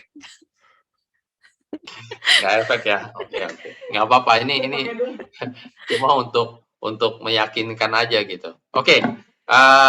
Saya sambil tunggu pertanyaan lagi. Ini saya ada pertanyaan lagi dari saya. Ya. Sorry nih, ini masuk ke personal lagi nih. Saya tertarik pengen tahu juga nih. Sebenarnya Meta ini di kehidupan sebelumnya menjadi apa gitu. Sebenarnya tujuan pertanyaan ini lebih lebih ke arah, loh, misalnya Meta nanti cerita nih kehidupan lampaunya seperti apa. Ternyata dari yang hadir di sini, loh, kok mirip dengan kehidupan saya sekarang? Jangan-jangan kehidupan ke depan saya bisa punya kemampuan kayak Meta nih gitu. Pertanyaannya lebih tujuannya ke situ sih Meta. Nggak tahu mau jawab atau enggak silakan. Kalau aku sih sebelumnya banyak latihan meditasi aja kok, gitu. Jadi banyak latihan, terus selalu praktis lah memahami. Jadi kalau udah baca buku, udah diskusi dhamma, udah ngedengar dhamma dari guru, Bante gitu maksudnya, ya udah coba sambil dijalanin, sambil dipraktekin, terus ya meditasi lagi gitu aja sih. Karena semakin kita praktek, semakin kita jalanin meditasi dengan baik, semuanya jadi makin berkembang. Oke, tuh bagi yang tadi masih berpikiran pengen punya kemampuan seperti ini, ya udah mulai dari kehidupan sekarang ya, praktek meditasi, praktek kebaikan ya. Ya, mana tahu sampai ke sana gitu bagi yang mau ya. Oke, saya ke chat lagi mau tanya bagaimana mengatasi pikiran yang sedang mengalami kemarahan. Karena kalau sedang marah biasanya timbul pikiran-pikiran yang buruk seperti benci dan lain-lain. Sebagai manusia, kita punya emosi, tapi Iya, kita juga mau mengendalikan pikiran kita. Terima kasih. iya. Kalau ada hal-hal yang memancing emosi kita, entah itu sikap orang lain atau ucapan orang lain, kalau kita sadar ini akan memancing emosi kita, lebih baik kita langsung tinggalkan. Jadi setelah dia selesai bicara, oke, terima kasih, udah pergi. Jangan langsung dijawab, karena yang ada keributannya itu nggak akan pernah selesai. Oke, intinya sebisa mungkin kita cerna ya berarti ya, Iya, apa yang masuk ke kita ya. kalaupun ternyata kita akhirnya kepancing juga, lost control, ya udah habis itu ketika lagi marah, di tengah-tengah kita sadar, udah langsung kita diem. Diem, udah udah deh pamit ya. Terserah orang mau bilang, ah eh, pengecut lah, ah begini lah, begitu, negatif gitu. Mereka biarin, kita nggak usah dipusingin gitu. Karena kita jangan memancing pikiran kita untuk jadi lebih buruk lagi. Oke, ya. Mm-mm. Tapi ini semua juga balik ke pilihan masing-masing ya. Iya, Karena memang. oke oke. Ya, semoga menjawab ya. Nah, Mm-mm. ini ada pertanyaan lagi. Objek meditasi apa yang Meta lakukan di kehidupan yang lalu sehingga bisa mempunyai kemampuan seperti sekarang? Nah, ini salah satu yang pengen nih. Dijawab aja Meta, nggak apa-apa. Arahkan aja. Silakan. Karena dari dulu aku seringnya Anapanasati sama Metta Bhavana. Itu aja 2 muter gitu. Cuma sekarang karena ketemu gurunya dari Thailand, objeknya ya Buddho gitu. Oh ya. Tapi Budo pun Anapanasati juga ya itu. Sama, ujung-ujung ke situ. Oke, semoga menjawab ya bagi yang mau ya. Oke, kalau dalam satu kehidupan, waduh, masuk bertubi-tubi nih, tenggelam. Kalau dalam satu kehidupan yang kalau dalam satu kehidupan yang sama, apa bisa nih? Maksudnya apa? Dari yang awalnya umat awam jadi orang yang bisa indera keenam. Nah, dari indera keenam ini bisakah naik lagi jadi indigo? Saya nggak tahu, Meta bisa tangkap nggak pertanyaannya? Ya, Iya. itu tapi orangnya buka kamera ini. Iya, jadi kalau dari umat awam terus karena dia banyak berlatih, bisa juga punya kelebihan ya. Mungkin di indera keenamnya misalkan ada feeling-nya jadi lebih tajam, atau dia bisa mendengar sesuatu atau merasakan sesuatu, itu bisa aja. Terus terus aja dilatih dengan ya meditasi, praktek dhamma, nanti akan berkembang dengan sendirinya. Cuma kan kita juga harus sadarin tujuan kita untuk berkembangnya meditasi ke arah sana ini untuk apa dulu gitu. Kalau memang hanya untuk melihat dan mempraktekkan dhamma lebih mudah, untuk mempelajari dhamma lebih mudah, ya bagus gitu. Tapi kalau hanya untuk sekedar penasaran, jadi lebih tahu mau ini itu, ya sebenarnya nggak apa-apa juga. Cuma jadinya jangan sampai kebuang sia-sia lah kehidupan ini hanya untuk sesuatu yang tidak perlu gitu. Oke, saya pertajam pertanyaan ini ya Meta ya. Apakah kemampuan yang Meta tadi jelaskan dari awal ya, itu sama nggak dengan indera keenam sih sebenarnya? Apakah dia di atas dari, bahkan bukan indera keenam lagi, ketujuh, ke-8 atau apa gitu? Karena gini ya, indigo ini hanya sebuah julukan. Aku aja nggak pernah menganggap diriku indigo. Jadi aku hanya dijuluki. Gitu. Saya hanya menganggap diri saya ya, saya tetap seorang meditator dan saya ada kelebihan. Itu aja. Saya nggak menganggap diri saya indigo. Tapi kalau kita di secara umum ya, kan kita sering dong dengar indera keenam gitu. Iya. Ya. Nah, pengertian indera keenam ini seperti apa menurut Meta? Kalau saya nggak pernah mencari tahu sih aku untuk mengenai spekulasi-spekulasi yang penjelasan indera keenam lebih detailnya kayak gimana. Saya hanya lebih memahami apa yang di Dhamma yang ada di dalam abinya itu. Waktu itu ada Bante sampai kasih lihat, nih, kamu baca yang ini. Nah, pas saya baca dan yang saya rasakan yaitu ada beberapa dari abinyanya itu. Oke, Tuh. oke. Ya, soalnya ini dari pertanyaan tadi kan kenapa saya tanyain seolah-olah bahwa seseorang yang indigo itu berarti di atas dari indera keenam itu gitu kan tadi dari pertanyaannya kan kesannya ada seperti itu. Oke. Oke, ini lanjut ya. Jika di suatu ruang seseorang sering mencium wangi ya, jangan ngomong bau lagi, wangi yang muncul secara tiba-tiba nih. Tapi dicek nggak ada yang pakai parfum nih, ya. Maksudnya satu-satu mungkin dicekin ya, nggak ada yang pakai parfum, oke. Dan juga nggak ada yang bakar dupa nih. Apakah ada makhluk yang datang nih? Apakah makhluk apa yang biasa datang dengan keharuman? Gitu. Itu biasa dewa-dewi atau leluhur kita yang memang dari alam baik juga. Oke, semoga artinya kalau misalnya tadi ya kondisinya di suatu ruangan ada wangi gitu ya, dan nggak ada yang pakai parfum, itu memang makhluk berarti ya? Iya, Ya, bisa dipastikan begitu ya? Dan itu memang begitu. kemungkinan besarnya dewa gitu ya? Iya. Oke. Oke, semoga menjawab ya.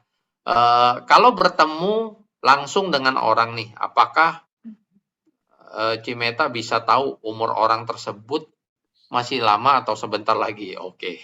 Apakah keadaan COVID gini banyak yang bisa pergi mendadak? Oke. Takut nih kayaknya. Biasanya kelihatan dari sinar kehidupannya sih kok. Oh Kalau ada, memang bisa masih ya? iya, kalau masih terang ya aku lihat nggak ada apa-apa. Tapi kalau redup ya pasti aku bilang hati-hati aja gitu. Kondisiin banyak Oke, perbuatan baik gitu. oke. Mhm. Nah, itu manfaatnya buka kamera ya guys ya. Jadi bisa dilihatin Meta nih gitu kan. Nah, Bagaimana nih Meta? ini tadi Meta nggak bilang saya hati-hati kan, makanya ya masih Enggak, aman. aman. Tadu. Oke, ini lanjutin pertanyaan dari tadi ya yang sinar kehidupan ya. Apakah memang setiap orang tuh punya, karena saya juga sering dengar ya bahwa dia punya aura kebaikan nih. Dia, auranya jahat nih gitu. Apakah memang setiap orang itu pasti ada itu Pancarannya. pancaran seperti itu ya? Ada. Oke, Karena orang yang terlalu banyak berpikir negatif pun auranya nggak enak. oke. Iya. Nah, logika saya berarti yang kayak Meta yang bisa melihat pancaran atau aura tersebut mestinya lebih bisa menghindari kejadian buruk yang mungkin menimpa Meta dong. Iya Ya, dong. ya begitulah. Tapi kan tetap aja kok. Kalau pas ada karma buruk yang berbuah, tetap harus kau jalani ya, jalani. Iya, iya, iya. Maksudnya ini dalam hal kalau memang misalnya ada karma buruk yang memang harus berbuah, apakah misalnya pancaran dia itu toto nggak kelihatan gitu?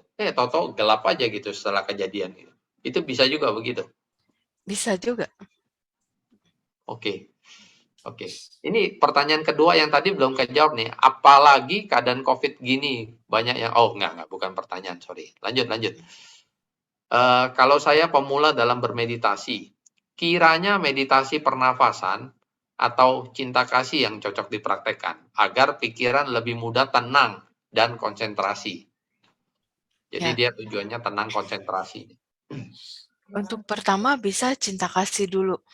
Karena untuk pemula biasanya emosinya lebih nggak stabil, lebih gampang kepancing. Jadi untuk awal meta bawana dulu aja, pancarin cinta kasih ke diri sendiri, terus ke orang-orang sekitar.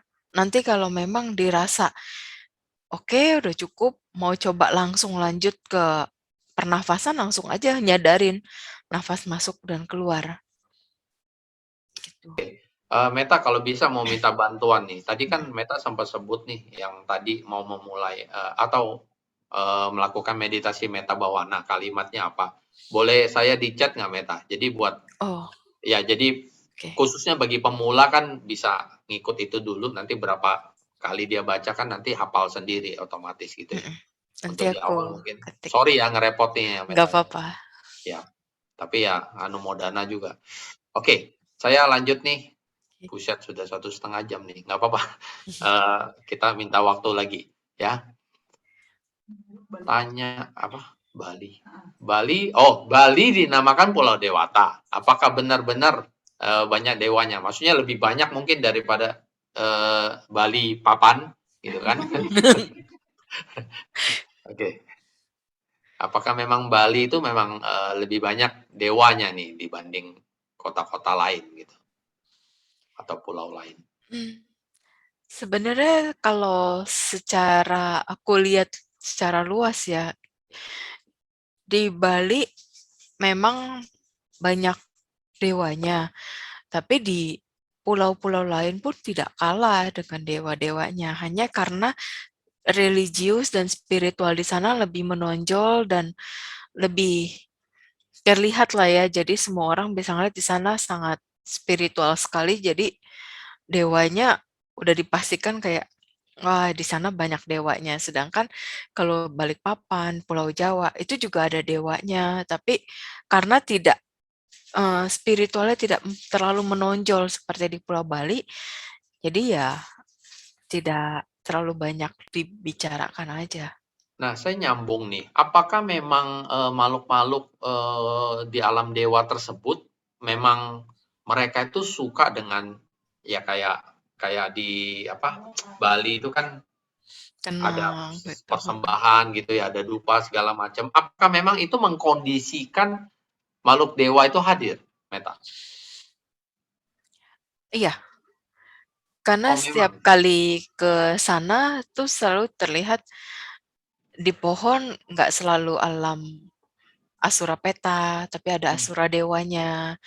Terus di beberapa tempat itu ada penunggu-penunggunya memang dari Asura Dewa, dari Dewa Jatuh Maharajika yang tidak memiliki tempat tinggal gitu. Rata-rata tinggal di sana.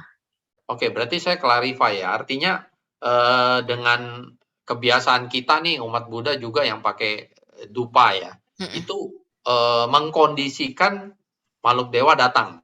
Ya, karena para dewa sangat suka wangi-wangian, dupa, itu. Oke, sebaliknya nih, bagaimana dengan yang makhluk Asura, Peta, apa yang bisa mengkondisikan mereka untuk datang? Ya, kalau Asura Peta sama makhluk Peta, itu mereka lebih suka tempatnya yang lembab, gelap, Oke. gitu. Jadi kalau terutama kamar mandi lah ya. Kalau Hmm. kamar mandi kita lebih sering gelap. Kan di Hmm. sana tempatnya lembab. Ya udah, Ya. pasti ada aja yang berdiam di sana. Oh, Ada aja yang mampir di sana. Gitu. ya. Ingat ya, kalau nggak mau mandinya ditemenin, kamar mandinya jangan gelap-gelap ya. Oke, ya dan juga jangan lembab ya. Oke.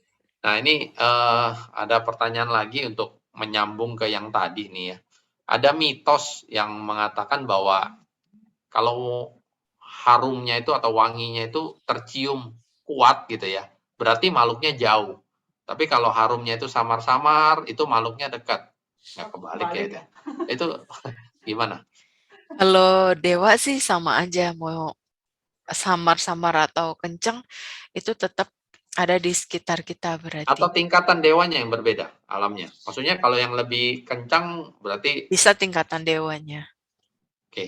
Nah, anyway dari 26 alam dewa dan Brahma itu, apakah semuanya bisa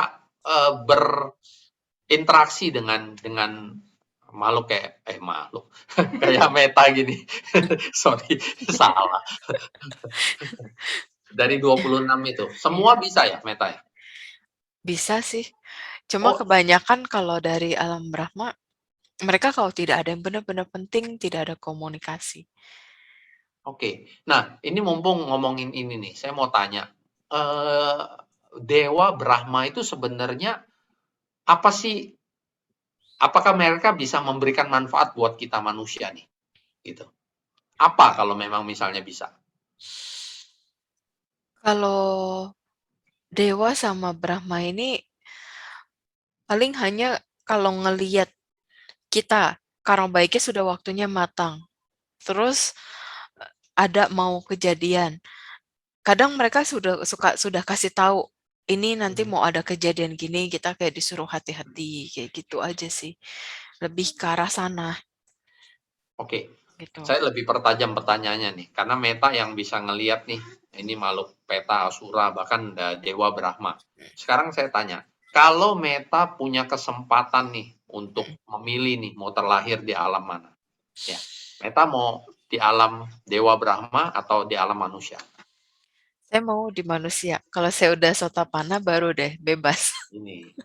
Ini makanya ini yang saya tanya nih. Nah, mesti paparkan dong, kenapa dong? Jadi biar kita juga dapat insight nih. Ya, karena kalau saya sudah Sotapanna kan 4 alam apa ya sudah tertutup rapat. Dan juga kalau mau ke alam dewa atau Brahma, itu setidaknya kalau karmanya selesai, kita sudah tidak jatuh lagi ke alam 4 alam apa ya ini. Jadi paling ke manusia lagi sampai waktunya selesai, akhirnya nibbana gitu. Tapi kalau kita belum mencapai Sotapanna, aku sih lebih baik di manusia. Kenapa? Kenapa? Kenapa? Karena Ini karena iya, karena kalau di alam dewa, di alam Brahma, kita terlalu terlena dengan nikmatnya kebahagiaan-kebahagiaan itu. Kan kita tidak tahu miliaran jutaan tahun kehidupan ini apakah ada karma buruk yang fatal yang pernah kita perbuat? Kalau ada karma buruk yang fatal yang kita perbuat, kita sekalian nerima karma baik bisa di Brahma, tapi sekalinya jatuh itu bisa terjun bebas. Terjun bebasnya bisa ke peta, asura, neraka. Itu kan sangat mengerikan, apalagi kalau sampai ke neraka. Itu hitungannya udah kalpa, bukannya jutaan lagi. Thank you, Meta. Ini benar-benar insight nih ya. Jadi kenapa saya bilang insight? Satu ya, bagi kita semua ya, yang sekarang ini berada di alam manusia. Ini yang hadir di Zoom manusia semua kok, Meta ya, betul ya. Saya berani confirm kok. Oke, itu berarti kita adalah orang yang beruntung. Kenapa? Pertanyaan saya tadi, kalau Meta punya kesempatan untuk milih di alam Dewa Brahma atau di alam manusia, dia tetap memilih manusia gitu. Kecuali dengan kondisi kalau udah mencapai minimum sotapati gitu ya. Kenapa? Karena dengan pencapaian itu sudah menutup 4 alam apaya tadi ya, yang alam menderita tadi gitu. Ya, jadi karena kita selalu berpikir kan, alam dewa itu wah, enak gitu kan, mewah, pesta, mau apa aja ada gitu. Tapi hati-hati yang punya keinginan ke sana ya. Itu. Itu ya. Jadi lebih baik ya kalaupun kita ada aditana, ada berikrar, ya kita jadi terlahir ke alam manusia lagi tapi yang baik gitu. Intinya itu mungkin ya Meta ya. Kalau Iya, boleh disaranin ya. Oke. Thank you. Thank you insight-nya. sama-sama. Nah, saya lanjut lagi ya. Mengenai jawaban soal umur tadi. Umur yang mana? Oke, apakah sinar kehidupan bisa terlihat lewat rekaman video atau video conference? Nah, ini. Bisa aja. Walaupun rekaman videonya maksudnya direkam dulu, artinya kan tadi kan, terus dikirim gitu. Itu bisa juga ya? Ya, kalau jaraknya masih paling hitungan jam di hari yang sama masih bisa. Atau ya setidaknya paling lama 7 hari gitu. Kalau ngeliat rekaman ya gitu. Ya. Mm-mm. Ya, walaupun dalam 7 hari itu kalau ada karma signifikan tuh bisa berubah ya. Bisa Mbak ya? berubah. Oke. Ya, mudah-mudahan terjawab lah. Saya pikir clear ya. Apalagi kalau lewat Zoom live begini, bisa gitu kan jawabannya begitu ya. Makanya dari tadi saya open cam. Kan saya udah kasih tahu tadi. Oke. Ya. Berikutnya, pada saat kita meditasi, tangan kita bisa bergerak sendiri. Nah, loh. Itu meditasinya benar atau salah? Waduh, saya bingung nih. Saya bingung maksudnya apa. Tapi Meta mungkin ngerti lah. Memang ada yang kita dulu pernah Buddhis tapi dari aliran yang lain. Jadi tangannya itu gerak kayak bentuk mudra-mudra bisa juga. Terus ada juga yang memang dulunya memang ahli pengobatan yang dia pakai energi prana. Jadi tangannya bisa entah kenapa gerak aja sendiri kayak muterin buat energi gitu. Benar atau salah pertanyaannya? Itu tidak bisa dibilang benar atau salah sih. Yang kayak gitu boleh diikutin kalau memang dia ada tujuan mau ke arah pengobatan. Tapi kalau kita tujuannya nggak mau apa-apa, kita hanya untuk pengontrolan diri, pengendalian diri, ya tahanin aja tetap seperti biasa tangan kita meditasi. Gitu, setiap kali tangan mau bergerak, tahan. Kalau memang tujuannya kita nggak mau macam-macam lah, udahlah meditasi aja, mau tenang, udah gitu. Jadi yang penting balik lagi di diri kitanya juga. Ya, tergantung tujuannya ya. Jadi jawabannya seperti itu ya. Semoga Iya. menjawab. Ini saya senang kalau dieksplor meditasi terus ya. Jadi biar arahnya bisa ke sana. Saya ingin menanyakan, ketika meditasi menutup mata, seringkali muncul warna ungu kuning seperti bulat. Kadang bunga yang membesar kecil sendiri. Itu kenapa gitu? Tanyanya. Kalau yang kayak gitu, jangan pernah diperhatikan. Abaikan, fokus ke objek. Karena kadang itu tipuan pikiran. Kalau tipuan pikiran, kita memperhatikan itu gambar aja, kita nggak ada kemajuan. Kita seperti jalan di tempat. Oke. Terima kasih, sangat clear jawabannya. Namo Buddhaya, apakah Cemeta ada membuka kelas untuk bimbingan meditasi untuk pemula yang ingin belajar karena sulit menemukan guru pembimbing meditasi? Good question. Ya, untuk saat ini belum membuka.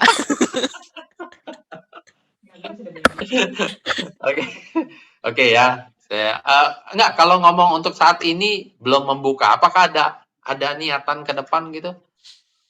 Ya, saya mau lihat kemajuan meditasi saya dulu. Nanti saya ke Oh, Thailand dulu tanya kemajuannya. oke, siap, siap, siap. Oke, oke, saya lanjut lagi. Namo Buddhaya, apakah makhluk-makhluk yang tidak terlihat itu memperhatikan kegiatan kita setiap hari? Atau hanya sewaktu-waktu saja memperhatikan kita? Atau dia hanya diam saja dan tidak memperhatikan? Nah, Hmm. Kalau penunggu rumah yang biasanya hanya tetap di sudut, di suatu sudut, nggak berpindah tempat, nggak berubah, ya dia ngeliatin semua aktivitasnya kita setiap harinya, ngapain aja, seperti apa, gitu. Tapi kadang ada yang memang makhluknya suka pergi-pergi, jadi sesekali ada dan sesekali memperhatikan kita, terus udah cuek lagi. Ada juga, jadi ini makhluk yang memperhatikan kita, itu pun ada 2 macam. Yang pertama, ya udah dia diem aja, dia nggak ada reaksi yang berlebihan karena dia cuma merasa, ya udah dia hanya bagian dari, keluarga ini ya, tinggal di sini, dia nggak mau melakukan apapun, udah diem seumur hidupnya dia sampai entah karmanya selesai baru hilang. Ada juga yang memanfaatkan situasi. Jadi dia mengamati semua pergerakannya kita, semua aktivitasnya kita, dan mohon maaf ketika misalkan si A atau si B sakit yang tinggal di rumah tersebut, dia bisa sesekali menyerupai atau bisa menyurupi orang tersebut, orang lain lah. Jadi mengaku, saya si A nih atau si B yang lagi sakit, saya mau begini gini gini. Padahal itu si makhluknya tersebut gitu. Jadi bisa ada 2 macam. Nah, yang macam yang terakhir saya sebutkan itu tuh jarang sih. Lebih sering orang makhluknya diem aja nggak peduli sampai akhirnya dia selesai usianya pergi. oh, tapi walaupun dalam kediamannya dia tetap memperhatikan ya, tetap kepo lah Iya, ya. mhm, Ini ngapain sih gitu ya? Tetap ya. Jadi walaupun sendirian ya, ingat ya, tetap ada yang memperhatikan kita. Oke. Oke, apakah bisa jelas terlihat seorang sakit karena penyakit atau karena ada tumpangan makhluk lain? Oke. kalau saya sih terlihat jelas. Ya, kalau saya tidak. Ya. Jadi sebenarnya ini pertanyaan umat awam gitu loh, Meta. Maksudnya ada tips nggak sih kita untuk umat awam untuk bedakan ini gitu loh. Pertanyaannya lebih ke sana sebenarnya. Coba ke dokter dulu biasanya. Kalau udah ke Oh, dokter, oke. ternyata dokter Ya, bilang nggak apa-apa dan dia masih ya, sakit yang sama itu berarti ada ya, hal ya. lain. Ya, coba kasih pence uang kalau dia nggak sembuh juga berarti ya mungkin nggak bercanda ya nyebut merek lagi. Oke, apa perbedaan Asura Peta dengan Asura biasa dan Asura Dewa? Nah, istilah baru lagi nih. Mhm. Asura Dewa termasuk dewa, apa bedanya? Dan naga, kinara, Gandarwa, dan lain-lain masuk makhluk Gandaba ya. alam apa? Heeh. Jadi Genderuwo ya maksudnya. Beda ya, Gandarwa. Gandaba. Oh, Heeh. itu Gandaba ya. Iya. Gandaba naga. Ya, ya, ya, oke.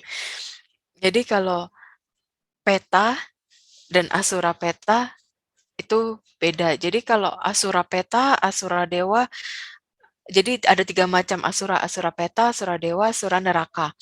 Nah, kalau Asura Dewa yang dimaksud itu memang badannya besar, tinggi, seperti bener-bener seperti jin lah Asura gitu, tapi dia itu Asura Dewa yang biasanya di pohon beringin, pohon bodi, itu tempatnya Asura Dewa, biasanya di situ. Kalau Asura Peta, itu memang, Asura kelakuannya seperti makhluk peta, suka iseng, suka ganggu gitu. Terus kalau orang baca parita atau baca doa, dia ngabur, nggak suka, atau bahkan dia malah ngeganggu, bikin gangguan-gangguan yang bikin kita ketika baca parita makin merinding lah, makin nggak konsen. Itu Asura Peta. Kalau Asura Dewa, ketika kita baca parita, kita mau baca doa, dia tenang aja gitu, nggak mengganggu, malah menikmati alunan parita yang kita bacakan. Itu. Terus kalau Asura Dewa dan Dewa itu berbeda. Asura Dewa kan tadi tingginya besar, mirip jin lah. Tapi kalau bentuk dewa yang asli itu lebih ke cantik, ganteng, fisiknya juga fisik orang normal gitu. Terus Waduh. kalau naga, kinara, gandaba dan lain-lain masuk alam apa? Itu ada di Dewa Catumarajika. Oke. Mm-mm. Yang paling dekat dengan manusia ya dia berarti. Iya, Oke. heeh. Oke. Nah, berarti apakah mungkin nih, saya tanya apakah mungkin nih, kayak saya yang nggak punya kemampuan ya untuk melihat begitu ya. Mm-mm. Ketemu satu sosok nih, dia manusia juga gitu, tapi dia ternyata Catumarajika. Mm-mm. Nggak mungkin ya, karena saya nggak punya kemampuan gitu. Iya, enggak sih, Nggak ya? Oke, enggak. untunglah. Oke, saya lanjut ya. C mau tanya, apa benar setiap orang yang baru meninggal, dia akan selalu menjadi dewa? Karena setiap ada keluarga yang meninggal, selalu orang tua bilang, orang yang sudah meninggal, dia sudah menjadi dewa. Oke. Itu balik lagi ke pikiran terakhir atau karmanya. Itu kebanyakan umumnya peta.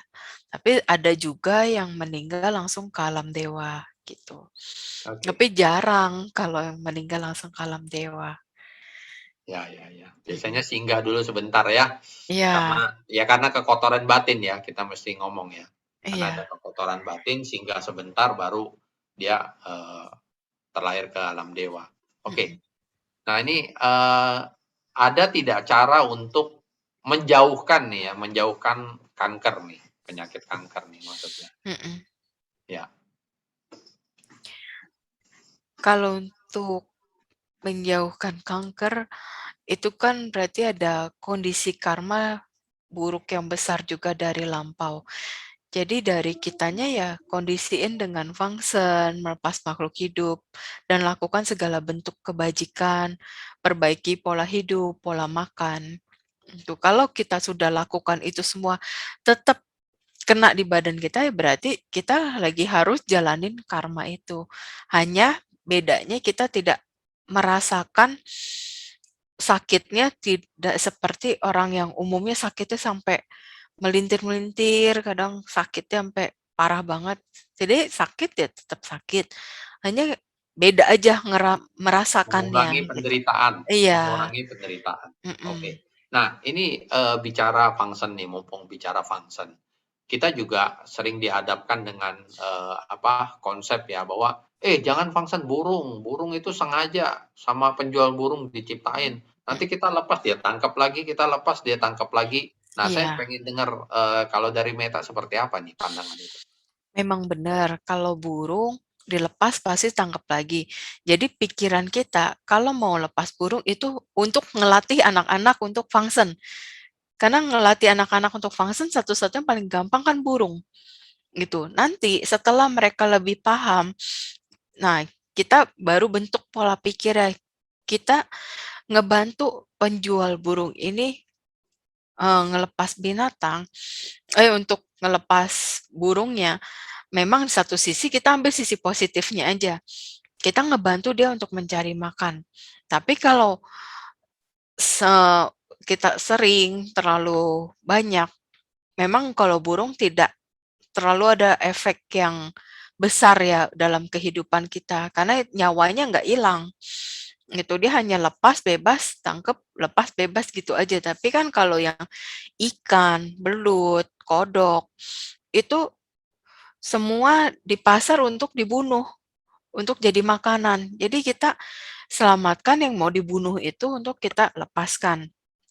Nah, ketika kita lepaskan sesuai habitatnya, ketika ada orang yang mancing, seperti lele atau belut lah, orang yang mancing itu dia dapat untuk dia makan sendiri, bukan untuk dijual lagi. Sedangkan yang di pecel lele, yang di restoran, itu mereka kan biasanya dari kayak orang ada tambak ya, Peternak, ada peternak. peternak lelenya. Jadi Ya. ngambil dari peternak. Jadi karma yang ikan yang kita lepaskan dengan yang misalkan kita mau makan lele, itu sudah berbeda. Jadi bukan berarti kita makan lele karena kita udah lepas lele nggak boleh. Enggak, itu udah beda karma. Ya, Jadi nggak ada logikanya juga. Ketika kita melepas, ya udah itu karma baik. Tapi ketika kita mau makan lele, ya silahkan. Toh kalau lelenya udah mati, udah dia tinggal goreng sih nggak apa-apa. Tapi kalau ternyata kita pesen dulu baru dia bunuh, itu yang nggak boleh gitu. nah ini Jadi ini hanya konsep berpikir ya gitu. terima kasih. Tapi saya juga dapat poinnya. Nah ini lanjut mengenai function nih. Ada juga kejadian ya lucu juga sih. Bagaimana dengan karma orang yang function nih tapi nitip nih. Nitip itu dalam artian misalnya nih nitip drivernya. Karena pernah ada kejadian nih umat driver yang dititip nih dia beli ikan sungai tapi dilepasnya ke laut. Ya. Sekarang yang ditanya adalah bagi dia nih yang nitip ini karmanya seperti apa sebenarnya? Jadi kalau bagian nitip, dia pikiran dia udah baik nih, mau function, mau berbuat baik. Tetapi kan dia tidak memberikan pesan yang jelas kepada si driver untuk dilepas di mana.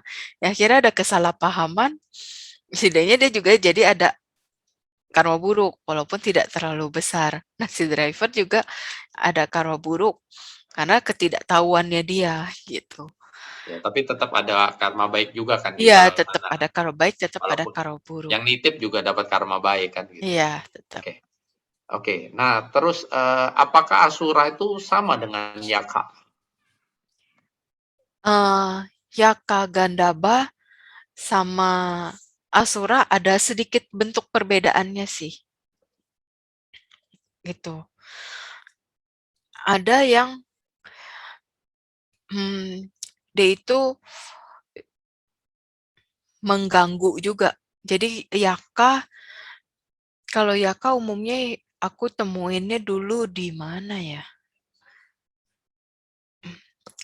Oh, pernah ada ketemu di satu wihara, dia punya lahan yang luas. Nah, dia berdiam di salah satu pohon dekat ruang dharma salanya gitu. Dan bentuknya itu tidak berbulu seperti Asura. Itu seperti orang aja tinggi besar tapi mukanya agak sangar. Oke. Saya lanjut lagi.